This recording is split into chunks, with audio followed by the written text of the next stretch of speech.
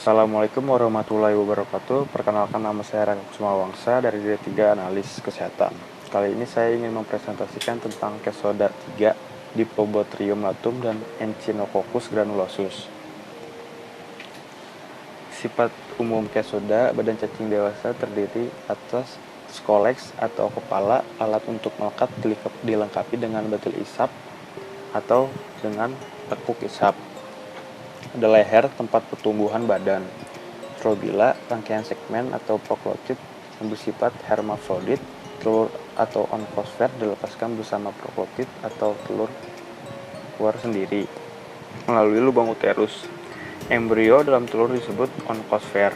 Cara infeksinya menelan telur atau larva infektif. Hospes definitif manusia, hospes reservoir anjing, kucing, walrus, singa laut, beruang, babi, dan serigala. Penyakitnya Diphyllobothriasis. Distribusi geografik Indonesia. Skoleks atau bagian kepala itu ditanda panai ada lekuk isap atau batil isap. Terus strobila atau bagian badannya ditanda panai ada lubang uterus.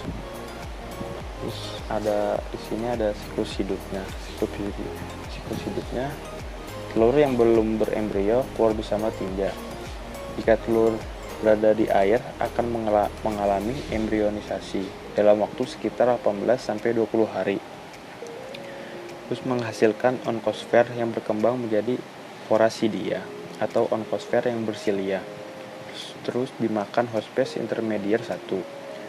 Forasidia kehilangan silia, menembus dinding usus dan berkembang menjadi larva procersoid. Dimakan hospes intermedier 2 atau ikan kecil. Terus larva procersoid bermigrasi ke dalam daging ikan dan berkembang menjadi larva plerocersoid atau sparganum. Larva plerocersoid merupakan bentuk infektif bagi manusia karena manusia umumnya tidak makan ikan kecil, tidak mewakili sumber infeksi. Terus ikan kecil dimakan oleh ikan yang lebih besar. Sparganum dapat bermigrasi ke otot-otot ikan besar. Manusia dapat terinfeksi jika memakan ikan mentah atau setengah matang. Larva plerocersoid berkembang menjadi dewasa dan tinggal di usus halus. Cacing dewasa menempel pada mukosa usus dengan menggunakan 2 jalur bilateral atau botria pada skoleks. Habitat dari Diplobotryum latum, usus halus manusia. Patologi dan gejala klinis: diare, tidak nafsu makan, tidak enak di perut, anemia hiperkromakrositer, obstruksi usus. Diagnosis: menemukan telur atau proklotid dalam tinja. Prognosis baik. Epidemiologi: di negara-negara yang mengkonsumsi ikan salem mentah atau kurang matang. Terus ada Echinococcus granulosus, cacing pita anjing atau Kesoda jaringan. Hospes anjing dan karnivora. Penyakit hidatidosis. Distribusi geografis tersebar luas di seluruh dunia. Morfologinya, cacing dewasa berukuran kecil, panjangnya 3-6 mm, hanya terdiri dari skoleks, leher, dan strobila yang hanya terdiri dari 3-4 segmen. Segmen pertama, immature segmen.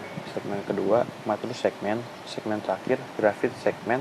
Segmen terbesar, panjangnya 3-4 mm dan lebarnya 0,6 mm.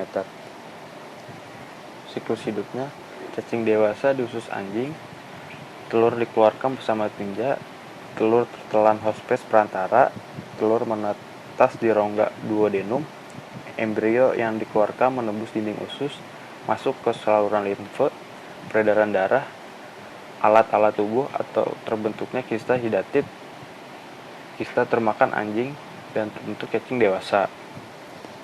Metode penyebaran: infeksi terhadap manusia terjadi lewat transfer telur cacing dan tangan ke mulut dari makanan yang terkontaminasi oleh feses anjing. Larva cacing menembus masuk ke lendir usus besar, naik ke atas, memasuki sistem portal, lalu terbawa aliran darah ke berbagai organ tubuh untuk menghasilkan kista tempat protozoaleses sumber infeksi penyakit ini.